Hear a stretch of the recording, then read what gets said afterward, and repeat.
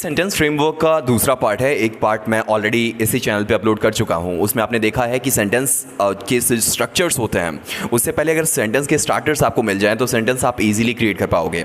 होता हमारे साथ यही है कि हमें सेंटेंस के स्ट्रक्चर के बिगिनिंग वाले वो पार्ट्स नहीं आ पाते और याद नहीं रख पाते, जिसके कारण वो हम सेंटेंस स्टार्ट ही नहीं कर पाते। हमारे पास पूरा डेटा होता है, पूरी अंडरस्टैंडिंग होती है सिचुएशन की, थॉट्स की, सब कुछ होता है, बट वो स्टार्टिंग वाला पार्ट हमें अगर मिल जाए तो हम पूरे सेंटेंसेस को ईजिली क्रिएट कर पाते हैं। और इसी के फ्रेमवर्क को मैं अगले 2 वीडियोस में और लगातार देने वाला हूं। एक ऑलरेडी अपलोडेड है on the same channel. Next है I have got to watch this movie और आई विल फॉल अस्लीप। मुझे इस मूवी को देखते रहना होगा वरना नींद आ जाएगी। I have got to finish this task with your help. मुझे तुम्हारी मदद के साथ इस टास्क को कंप्लीट करना होगा।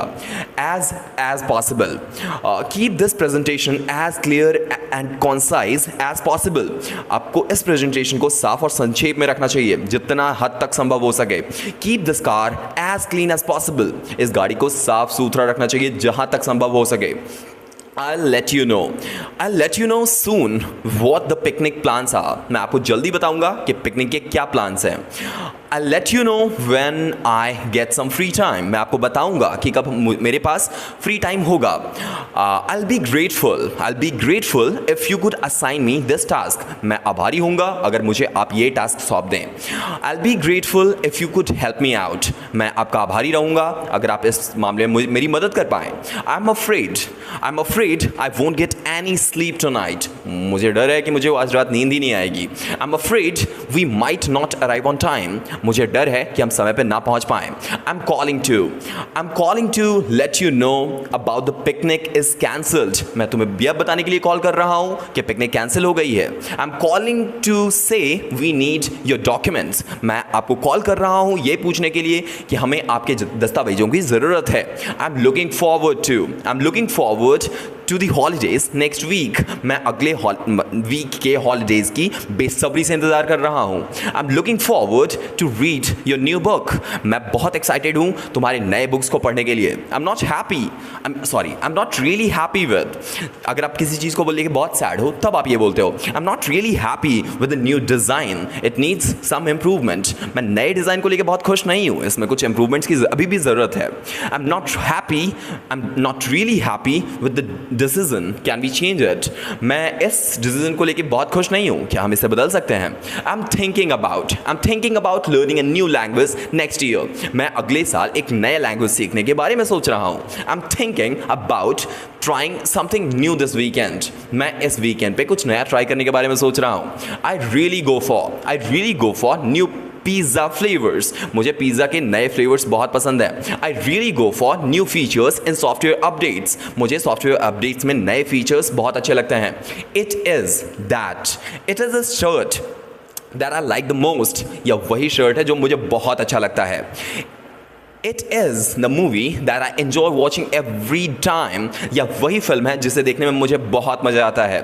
It is too bad that we couldn't get the food from outside today. या बहुत बुरा है कि हमें बाहर का खाना आज नहीं मिला। It is too bad that picnic was cancelled due to rain. हमें बहुत अफसोस है कि पिकनिक बारिश की वजह से कैंसिल हो गई है।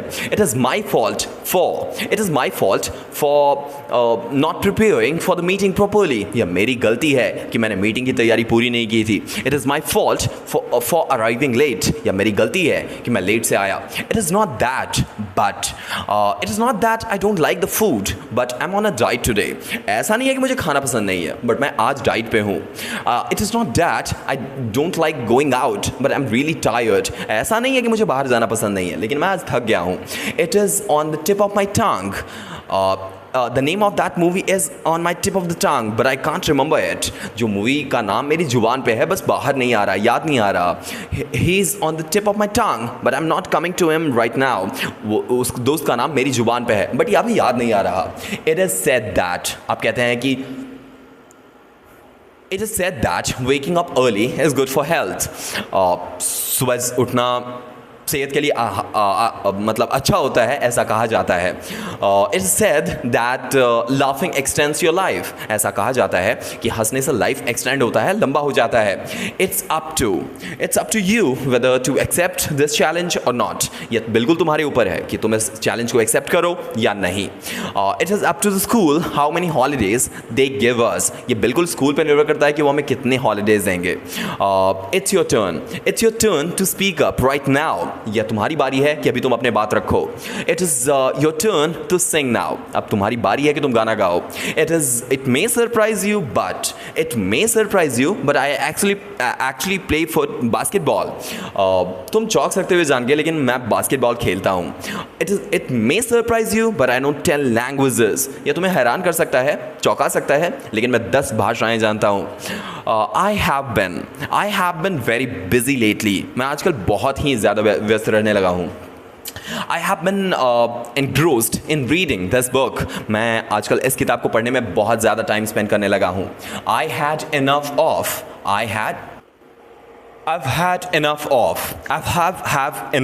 of seeing this. I can't take it anymore. मैं बहुत बार देखा है, अब और सह नहीं सकता। I had enough of hearing this. I don't want to be bored anymore. मैंने बहुत सुन लिया, अब मैं और बोर नहीं होना चाहता। I wonder if he is really coming. मुझे लगता है क्या वो सच में आ रहा है। I wonder if this new restaurant will be good. मुझे लगता है क्या ये नया रेस्टोरेंट अच्छा होगा। I would rather read than watch TV. मैं टीवी देखने के बजाय पढ़ना पसंद करूँगा।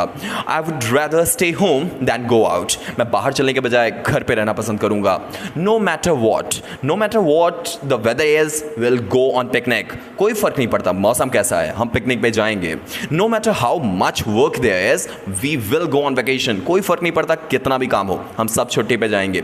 No wonder he gets tired so quickly, he works so much, कोई आश्चर्य की बात नहीं है कि वो जल्दी थक जाता है, वो बहुत काम करता है। No wonder this restaurant is so popular, the food is amazing, कोई आश्चर्य नहीं है कि यह रेस्टोरेंट का इतना पॉपुलर है, खाना ही अच्छा है। Now that I think about we should go on vacation, मुझे लगता है अब जब मैं सोचता हूँ तो मुझे लगता है कि अभी मुझे और तैयारी करनी चाहिए थी। That's sufficient for this video। इसका तीसरा सीरीज़ मैं नेक्स्ट अपलोड करूँगा, इसमें हम सेंटेंस के फ्रेमवर्क को सीख रहे हैं। अगर आपने यहाँ तक देखा है इसका मतलब आपने बहुत अच्छे फ्रेमवर्क सीख लिए हैं। नेक्स्ट सिचुएशन में आप इन फ्रेमवर्क्स का यूज़ करके सेंटेंस क्रिएट कर सकते हो as per situation. That's sufficient for today। We'll meet in the next one। Till then, take care of yourself। Thank you। Wish you a good day।